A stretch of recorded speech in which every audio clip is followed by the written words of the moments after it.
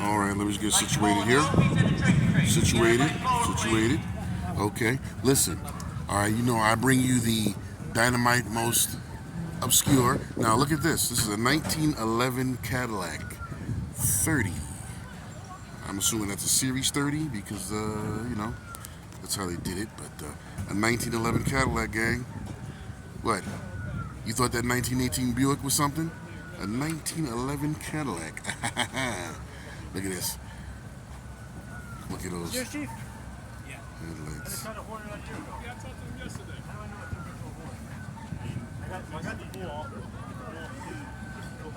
It's got wood spoke tires on it.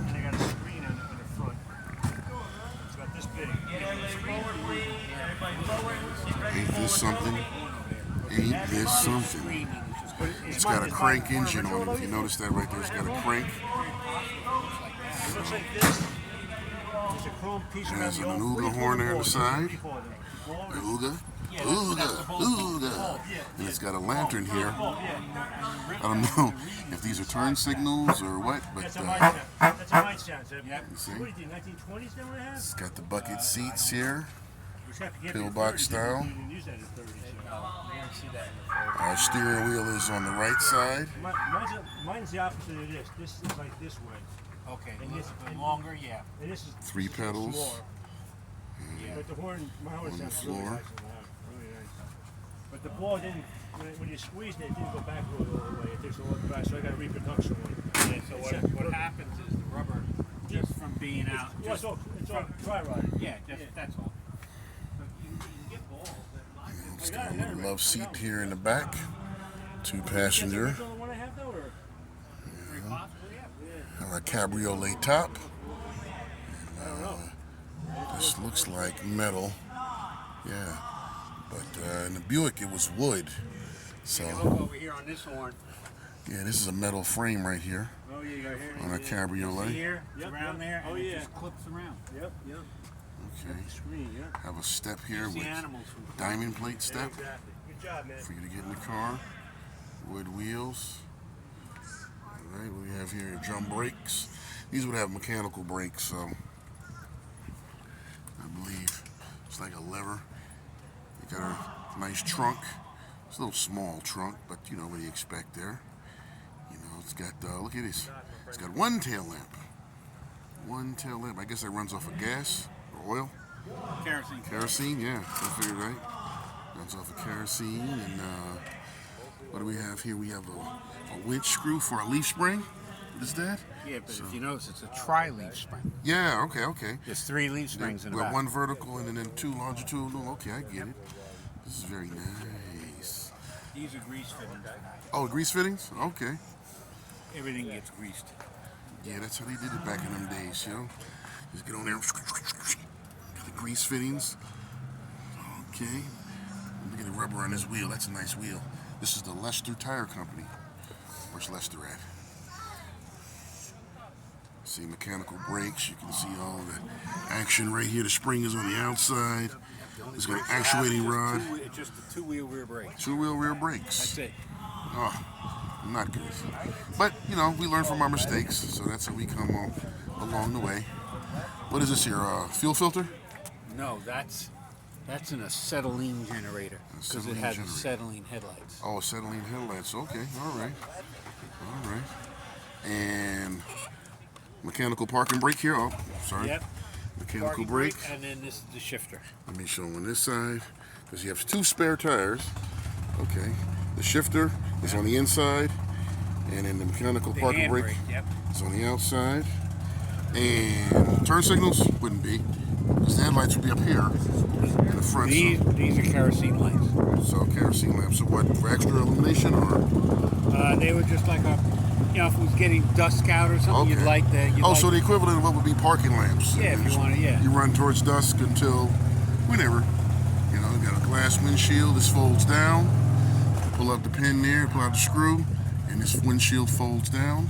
No windshield wipers. No windshield wipers, so you had to have like towels or something, you know. All right, well, look at our front suspension here. We've got stacked leaves.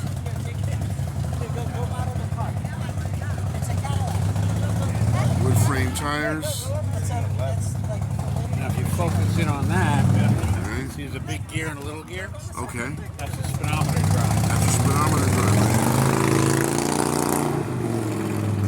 Big cog running off the tube of the smaller cog.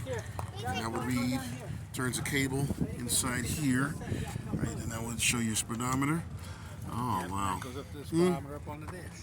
Ain't that something, man? Look, Gray and Davis, Jamesbury, Massachusetts. That's what we brassed for these headlamp covers. And these really couldn't have been that bright, but you know, back then, this was a town car, so you're just using it in town, I guess. Well, these are now electric, they're halogen electric. Okay, They were changed all right. over by a previous owner. All right, yep. See, form over functionality, guys. If you can do that, look at that solid I-beam suspension right there, way before the Ford Ranger. You know, look at that front suspension beam. Ugh. Well, you know, there's a lot of ways to go because, you know, this car rode harsh in 1930, but we learned most of the roads back then weren't paved anyway. So, radiator right here. Yep. Okay. And we This have is 1911. Think right, about that. right. He's 113 years old. Exactly, right.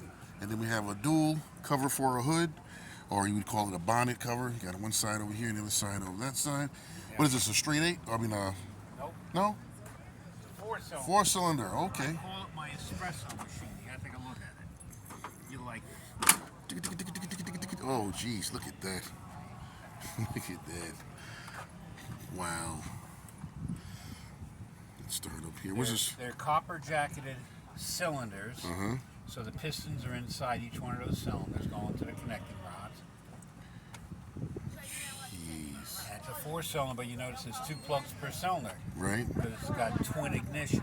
It's got a regular point battery type ignition with a distributor over there. And it's got a magneto ignition system right here. See that magneto? Oh, shit. Magneto. And they got our water jackets. There's a water pump right here. And this comes in and it cools the periphery of the cylinder. And it pushes the water up Yeah. into here and then out into the radiator.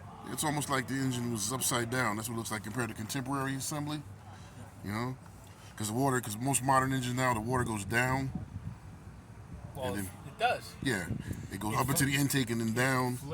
The water gets pumped up to here, goes up into the radiator. radiator, falls down the radiator, right. gets sucked up by the water. Water pump. Oh, jeez, this is nice. Where do you think modern cars got their No, but you know, everything is, ingenuity? you figure everything back then was trial and error, and there were so many inventors and so many engineers that they would just see what works, and then, you know, I mean, this is awesome. They even give you a little oil can right here, so you can grease up your Zerks and everything.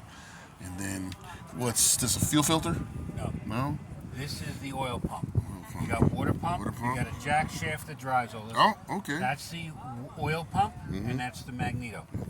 This is what's called a external oil pump and external oil supply reservoir.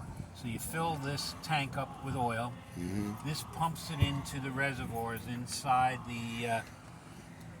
It comes The around crankcase, right? inside the crankcase, and it follows troughs that are on the inside to go ahead and let the troughs, let the oil just fall and flow inside. And it gets to certain areas, and of course it's a splash system. Right. So as the crankshaft and the pistons are moving up and down, there's a big storm of oil just floating around. And there's a lot of little cast catch-alls inside with a little hole in the middle, and they go ahead and the oil gets caught up in there and it flows down to where it has to flow. Yeah. Yeah, it's caught all of that. Yep. 20th century. It's a century of marvels. And it's a 4-cylinder too. Yep. So imagine, oh man, you know the ratings on this, the torque ratings? It's 34 horsepower. It's 286 cubic inch force. Yeah. And then you go ahead and you look at, these are the specs you got here, 48 and 48. It's a 3-speed transmission with reverse. Right.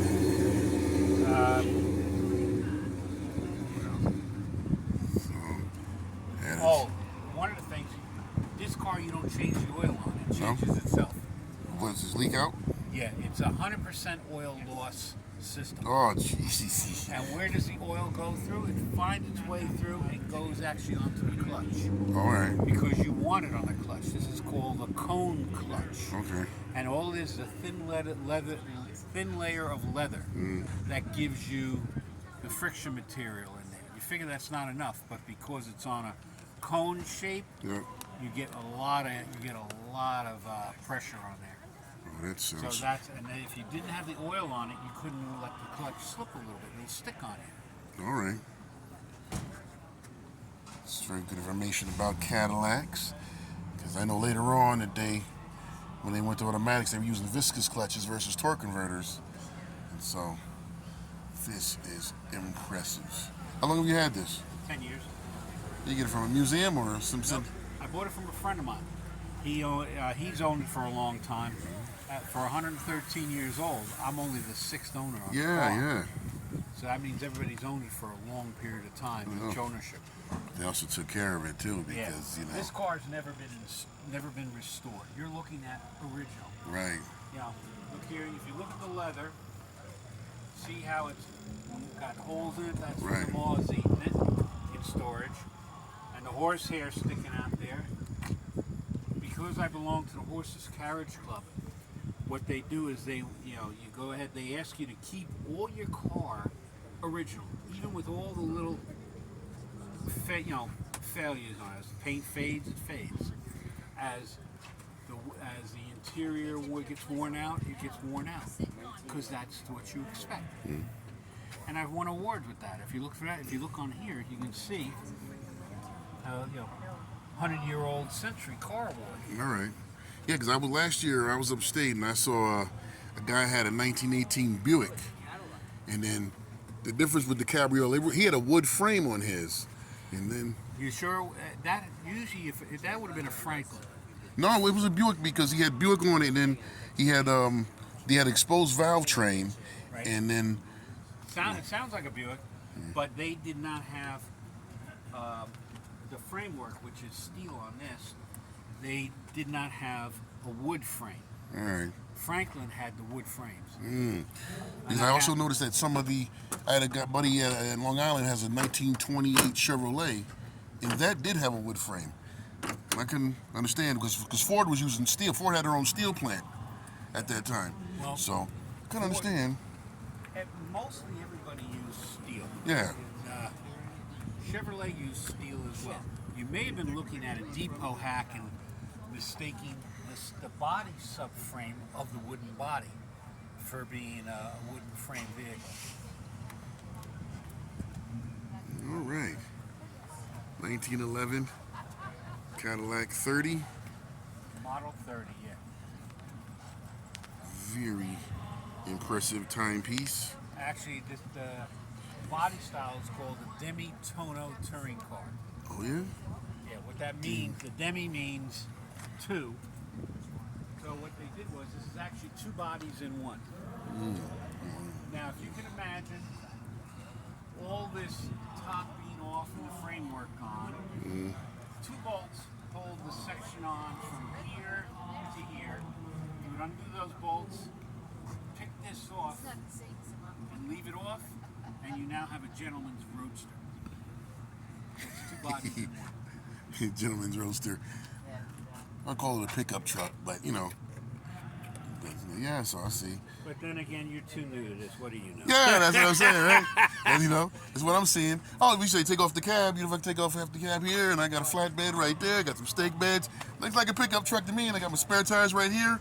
Oh man, but that's gentleman's roadster. Yep. Look at that. And then you still have the full roof though, so yeah, man. It still looks like a pickup truck, but That's what they did. That's what the way they used to do. It's just so impressive because we get to see mechanical brakes and acetylene torches for the headlights, and we got Zerk fittings, and we got a transverse leaf bar for the rear, and our trunk is an actual trunk, and then we got fender flares, and we got wood stake wheels here, and you got a speedometer that's When on a you bought the cog. car, the trunk didn't come with the car. Right. All that came with it was just a trunk With the rack. bracket, right, with the rack, right. But just, impressive.